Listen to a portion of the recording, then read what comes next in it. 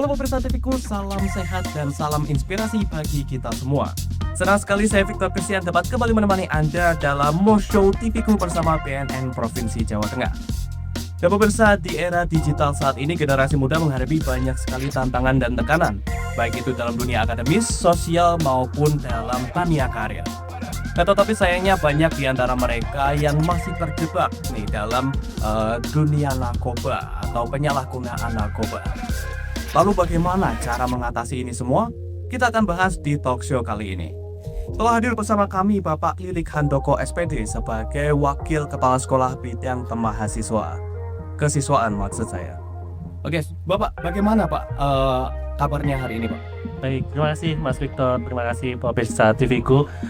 Kabarnya baik, sangat terhormat sekali bisa melakukan musuh bersama TVku dan juga BNN Provinsi Jawa Tengah. Oke, lalu biasanya kegiatannya ngapain aja kalau boleh tahu Pak? Kegiatan saya sebagai pendidik atau sebagai guru di SMK Negeri Jawa Tengah dan juga mendapatkan tugas tambahan sebagai Wakil Kepala Sekolah Bidang Kesiswaan. Oke, baik. Terima kasih Bapak. Nah, tidak ketinggalan juga kita kehadiran dari salah satu siswa SMK Negeri Jawa Tengah dengan Muhammad Alka. Gimana kabarnya Alka? Baik Mas, kabar saya baik. Di hari ini saya cukup serasa. Oke, masih semangat Alka? Siapa sih Mas? Oke, biasanya kesehariannya ngapain aja nih Alka? Oke Mas, saya sebagai murid di SMK Negeri Jawa Tengah dan saya juga mendapatkan tugas tambahan sebagai ketua OSIS di SMK Negeri Jawa Tengah. Nah, keseharian saya di sekolah saya itu karena sekolah saya itu berbasis semi militer, jadi setengah dari reguler itu kita melakukan binsik. Lindsay. Oh, kalau boleh tahu apa ya? Binsik itu seperti bitausik, ada push up, sit up, dan lari. Oke. Nah, kali ini kita bertanya kepada Pak Lili seperti itu ya. Nah Pak, mungkin dari sudut pandang Bapak itu sebagai wakil kepala sekolah gitu kan, tantangan apa yang paling sering dihadapi siswa saat ini yang mempengaruhi kesehatan mental? Baik, terima kasih Mas Victor. Menurut saya tantangannya terkait bagaimana murid menghadapi tantangan kesehatan mental, menurut saya ada dua. Satu, ketika mereka berada di dunia maya, bagaimana mereka bisa menjadi netizen atau warganet yang baik. Kita ketahui Mas, kalau era sekarang itu informasi begitu cepat, informasi begitu banyak, sehingga bagaimana mereka bisa memilih dan juga memilah informasi dengan baik dan juga bijak, itu menurut saya hal yang menjadi tantangan utama. Yang kedua, di dunia nyata atau di dunia sekarang yang tantangannya beragam seperti yang dikatakan Mas Victor, salah satunya yaitu bagaimana anak-anak ini bisa menghadapi tantangan dengan adanya penyalahgunaan narkotika begitu. Oke, lalu bagaimana menurut Bapak sendiri kalau misalnya menghadapi anak-anak yang mungkin dalam tekanan mental? Baik, menurut saya bagaimana cara untuk menghadapi tekanan mental untuk anak-anak, menurut saya kita perlu melakukan pendekatan secara holistik, artinya tidak hanya bagaimana mendekati mereka di bidang pembelajaran atau diberikan materi untuk istilahnya agar tetap berjalan dengan baik begitu kehidupannya, tetapi melakukan pendekatan yang dekat dengan mereka. Kita ketahui bersama bahwa remaja saat ini itu kan eranya Gen Z begitu. Mereka itu dekat dengan teknologi, artinya kita juga melakukan pendekatan bagaimana bisa memanfaatkan teknologi dengan baik sehingga mereka bisa menjaga kesehatan mental mereka dengan baik begitu. Oke, tetapi kan ada anggapan bahwa zaman sekarang itu Gen Z sebagai generasi yang mungkin baru-baru ini happening nih tentang kesehatan mental seperti itu Bapak, yang merasa atau mendapatkan stigma bahwa Gen Z adalah generasi strawberry gitu kan, yang lemah, sedikit-sedikit tekanan mental dan yang lainnya. Tetapi apakah itu bisa valid nih Pak dalam tantangan global saat ini? Baik, terima kasih Mas Victor. Menurut saya valid atau tidak, menurut saya itu bagaimana kita menyikapinya. Baik. Karena menurut saya ketika saya berhadapan dengan anak-anak, tidak semuanya itu generasi strawberry. Iya. Saya rasa mereka ada generasi yang tough atau generasi yang mentalnya itu biasa. Kemudian generasi yang menurut saya mereka juga melek terhadap kesehatan mental mereka, sehingga ketika mereka dihadapkan dengan hal-hal yang sifatnya tekanan atau pressure, saya rasa mereka bisa menghadapinya. Memang ada yang istilahnya anak-anak yang butuh perhatian begitu. Oleh karena itu, bagaimana cara memandang kita terhadap mereka, bahwa tidak semua anak Gen Z begitu merupakan anak atau generasi strawberry. Oke, berarti bisa dibilang stigma itu sedikit keliru gitu ya Pak, untuk diberikan kepada Gen Z sendiri gitu kan. Seperti yang kita tahu bahwa memang tantangan global saat ini atau tekanan-tekanan yang dihadapi untuk generasi saat ini memang berbeda dari generasi kita dahulu, seperti itu ya Pak. Betul Mas. Menurut saya dengan informasi yang berkembang dengan cepat, menurut saya generasi strawberry lebih ke bagaimana mereka itu menyikapi era sekarang begitu. Menurut saya ketika mereka dibimbing dengan tepat, justru Gen Z ini yang kadangkala idenya itu lebih kreatif, out of the box begitu. Sehingga kita melakukan pendekatan yang lebih agar mereka tidak menjadi generasi strawberry yang memang sudah distigmakan oleh masyarakat. Oke, baik. Lalu kita juga akan tanya-tanya nih kepada Alkan. Nah, Alka sebagai seorang pelajar gitu Pak, tekanan apa yang paling sering kamu rasakan dalam kehidupan sehari-hari? Karena yang saya alami di sehari-hari itu mungkin karena jauh dari orang tua ya. Jauh dari orang tua. Cuman tekanannya tuh hanya di rindu orang tua saja. Oke, di rindu orang tua gitu ya. Kalau boleh tahu Alka asalnya dari mana? Saya asalnya dari Kebumen. Asalnya dari Kebumen ya, cukup jauh dari Semarang ya. Oke. Lalu nih ketika sedang mengalami masalah gitu kan, mungkin besok ujian gitu kan, biasanya kalau misalnya anak-anak sekolah paling sering menghadapi stresnya itu di situ kan, besok ujian gitu kan, harus belajar banyak gitu kan, akhirnya mengalami tekanan di situ kan. Nah, cara kamu sebagai pelajar sendiri gitu kan, itu bagaimana untuk mengatasi itu semua? Kalau dari saya sendiri ya Mas, Iya. saya sendiri tuh lebih baik saya introspeksi diri saya dulu gitu. Oke, baik. Saya juga lebih utama kayak bercerita kepada teman gitu, biar masalah saya tuh gak saya tampung sendirian. Wah, ini sangat penting sekali juga ya pemirsa ya, karena memang keterbukaan gitu kan, adanya orang yang mendampingi dalam saat kita mengalami tekanan itu sangat penting ya, supaya kita bebannya nggak kita pikul sendiri seperti itu. Nah, pemirsa TVku, ternyata tekanan hidup yang dialami remaja tidak bisa dianggap sepele, namun juga tidak bisa menjadi alasan untuk para remaja terjerumus dalam penyalahgunaan narkoba. Nah, pemirsa, kita masih akan kembali di segmen berikutnya. Tetap bersama kami di Mosho TVku bersama TNN Provinsi Jawa Tengah.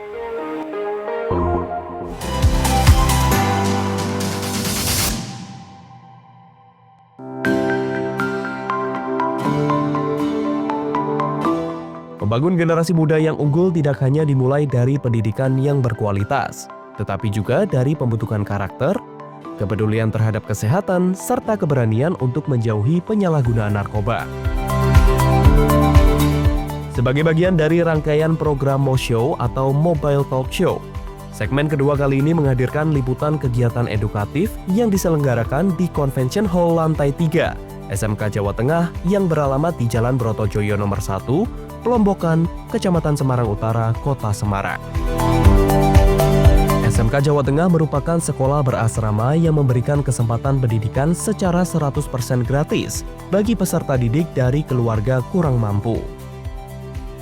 Seluruh kebutuhan pendidikan, asrama, hingga biaya operasional siswa ditanggung melalui APBD pemerintah Provinsi Jawa Tengah. Acara diawali dengan sambutan dari Ketua Harian IKA Alumni Universitas Dianuswantoro, Dr. Heri Pamungkas SSMIKOM, yang mengajak para siswa untuk memanfaatkan kesempatan belajar sebaik mungkin, membangun karakter yang kuat serta menjadi generasi yang mampu memberikan kontribusi positif bagi masyarakat.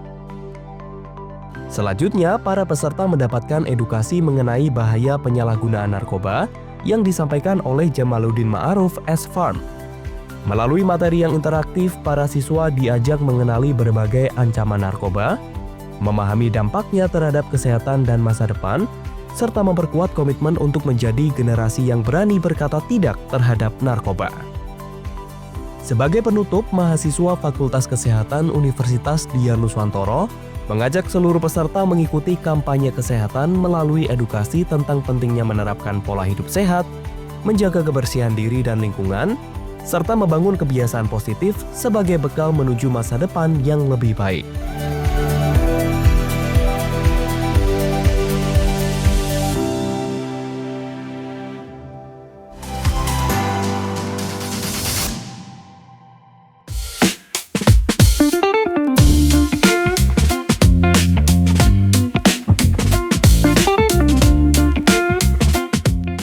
Terima kasih pemirsa, Anda masih bersama kami di Moshow TV-ku bersama PNN Provinsi Jawa Tengah.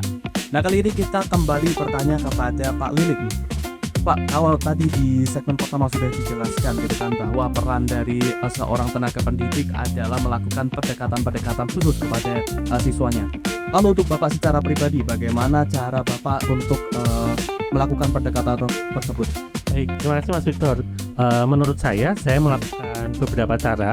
Yang pertama bahwa ketika mereka menghadapi kesulitan, kita harus menjadi orang pertama yang harus membantu mereka agar mereka itu selalu merasa bahwa seseorang itu hadir ketika mereka mempunyai masalah. Terlebih erat kaitannya dengan permasalahan kesehatan mental. Karena seperti yang dikatakan oleh Alka tadi dan juga dikonfirmasi oleh Mas Victor, bahwa ketika ada seseorang yang hadir di situ, tentu mereka akan merasa lebih nyaman, lebih mempunyai ruang untuk berbicara, untuk curhat begitu istilahnya. Nah, setelah kita hadir di situ, tentu kita melakukan beberapa hal. Contoh yang bisa kita lakukan adalah mengidentifikasi apa nih permasalahan murid-murid saat ini. Mungkin saja bisa dikatakan tadi erat kaitannya dengan kesehatan mental, atau mungkin mereka yang mengalami burnout, atau mereka yang mengalami kesusahan dalam belajar. Nah, kita berupaya untuk melakukan beberapa metode untuk mengatasi permasalahan tersebut. Paling bagus adalah metodenya kolaborasi dengan beberapa pihak seperti guru lain atau mendatangkan ahli begitu. Baik Bapak, lalu bagaimana nih peran strategi sekolah dalam mencegah anak muridnya atau menjadi garda terdepan gitu dalam upaya pencegahan penyalahgunaan narkoba di kalangan para pelajar? Kami rasa sekolah punya peran yang sangat penting sekali ya, karena terlebih seperti di SMK Negeri Jawa Tengah, anak-anak atau murid-murid itu hidup di sekolah dan juga asrama itu 24 jam. Saya rasa juga sama seperti di sekolah reguler yang hidup mereka tuh hampir sepertiganya 24 jam itu berada di sekolah. Artinya sekolah mempunyai peran strategis agar menjadi garda terdepan untuk mencegah mereka melakukan penyalahgunaan narkoba. Strateginya bagaimana? Menurut saya sekolah harus memasukkan beberapa program sekolah untuk mendukung penyalahgunaan atau memberikan tindakan preventif agar anak-anak atau murid-murid tidak melakukan penyalahgunaan narkoba. Paling tepat adalah ini yang bisa kita lakukan, menggandeng BNN, menggandeng stakeholder yang lain, melakukan semacam sosialisasi seperti ini. Tapi yang lebih penting adalah melakukan pendekatan-pendekatan personal. Kita coba untuk mengkaji, karena biasanya anak-anak yang biasanya terjerumus ke dalam hal negatif, mereka itu berada di titik akhir, tidak tahu harus mencari solusi di mana. Akhirnya mereka menggunakan narkoba. Oleh karena itu kita berusaha sekolah untuk hadir menjadi tempat istilahnya solusi bagi mereka ketika mereka menemui semacam permasalahan-permasalahan. Selain itu kita juga berupaya untuk mendorong mereka melakukan hal-hal yang positif dengan mewadahi beberapa kegiatan-kegiatan sekolah seperti ekstrakurikuler, kegiatan kurikuler, melakukan pembelajaran yang menyenangkan, sehingga anak-anak itu merasa bahwa hidup mereka itu selalu positif agar tidak merasa bahwa melakukan hal yang negatif begitu. Oke, berarti cara mencegahnya adalah melakukan pengalihan gitu ya Pak, dari kebiasaan-kebiasaan buruk dan jadi kebiasaan-kebiasaan yang lebih baik gitu ya Pak, seperti berolahraga, lalu juga mengkonsumsi makanan yang sehat dan yang lain sebagainya, seperti itu ya Pak ya. Lalu nih, di kalangan banyaknya siswa gitu kan, terutama di SMK Negeri Jawa Tengah sendiri gitu kan, bagaimana cara untuk melakukan pendekatan personal itu tadi seperti yang Bapak telah sampaikan gitu. Lalu mungkin bagaimana tanda yang bisa diketahui oleh sekolah gitu kan ketika ada siswa yang mulai menunjukkan perilaku yang mengkhawatirkan? Baik, terima kasih Mas Victor. Pendekatan yang dilakukan oleh sekolah adalah membuat program sekolah yang dekat dengan mereka dan juga menjadikan tempat ruang atau ruang terbuka mereka untuk berbagi cerita. Contoh di SMK Negeri Jawa Tengah itu ada beberapa kegiatan atau ruang terbuka untuk mereka itu menceritakan berbagai permasalahan mereka. Ada kegiatan itu namanya kegiatan keputrian, khusus remaja putri untuk istilahnya berbagi permasalahan mereka dan juga curhat dan juga melakukan berbagai kegiatan positif seperti kegiatan memasak, membuat kegiatan merangkai bunga dan yang lainnya. Selain itu ada juga yang namanya pendidikan dasar kepemimpinan. Di pendidikan dasar kepemimpinan itu biasanya anak-anak dibekali semacam materi tentang leadership agar mereka itu di kemudian hari punya jiwa atau semangat untuk menjadi seorang pemimpin. Lain lagi juga kegiatan yang terintegrasi seperti kegiatan kokurikuler yang membuat mereka itu mempunyai roadmap atau perencanaan yang matang untuk masa depan mereka seperti apa. Kami yakin dengan program-program sekolah yang baik dan juga terarah dan dekat dengan mereka, membuat mereka akan jauh dari hal-hal yang istilahnya negatif, dan juga mereka akan terbuka untuk mengungkapkan berbagai permasalahan-permasalahan yang dihadapi. Oke, baik, terima kasih Pak Lili. Nah, kali ini kita berpindah kepada Alka lagi. Nah, Alka, setelah mengikuti kegiatan hari ini, pelajaran apa yang paling berkesan untuk kamu? Pelajaran yang saya dapatkan pada kali ini bagaimana caranya komunikasi dengan baik. Baik. Lalu bagaimana nih? Apa yang kamu lakukan ketika mengetahui ada salah satu dari teman kamu yang teridentifikasi atau kamu menjadi saksi langsung bahwa mereka menggunakan atau menyalahgunakan narkoba? Baik Kak. Pertama, saya sebagai pengurus OSIS, kami sebagai pengurus OSIS itu akan merangkul teman-teman yang sudah bernotabe mau melakukan hal-hal negatif seperti itu, dan kami akan tetap mengawasi anak-anak tersebut, dan lebih utamanya kita mengingatkan bahwasanya itu narkoba itu tidak baik di kalangan generasi Z. Oke, tetapi dari kamu sendiri sebagai ketua OSIS seperti itu ya, apa saja nih program-program kamu atau kegiatan-kegiatan positif apa saja yang kamu dan teman-teman kamu lakukan sebagai pengurus OSIS untuk keseluruhan para siswa nih di SMK Negeri Jawa Tengah sendiri? Baik, program kerja kami itu ada salah satunya itu namanya kakak asuh adik asuh Kak. Oke. Kakak asuh adik asuh itu bisa gunanya itu adik asuhnya bisa saling cerita tentang keluh kesahnya kepada kakak asuhnya, dan kakak asuhnya itu bisa memberi pendapat seperti itu. Jadi minim pelanggarannya Kak. Oke. Nah baik, dalam kegiatan itu kan pastinya ada ruang gitu ya untuk menceritakan permasalahan pribadi gitu ya, lalu untuk menceritakan keluh kesah mereka gitu kan, sebagai tempat supaya mereka ini bisa terbuka seperti itu ya. Tetapi bagaimana akhirnya efektivitas dari program ini untuk para siswa dalam mencegah penyalahgunaan narkoba menurut kamu? Menurut saya Kak, program yang saya kerjakan itu menurut saya sangat efektif, karena adik asuhnya itu sangat terbuka kepada kakaknya gitu. Jadi kamu juga di SMK Negeri Jawa Tengah juga itu kan peraturannya ketat sekali kan. Saya di SMK Negeri Jawa Tengah itu murid-muridnya itu nggak berani melakukan penyalahgunaan narkoba seperti itu. Oke, baik, terima kasih. Nah, terima kasih Pak Lili. Terima kasih juga Alka sudah mau menemani kami di Mo Show TV-ku bersama dengan BNN Provinsi Jawa Tengah. Baik, terima kasih untuk pemirsa yang telah setia bersama kami sampai akhir acara. Saya Victor Christian mewakili seluruh kru yang bertugas pamit undur diri dan sampai jumpa.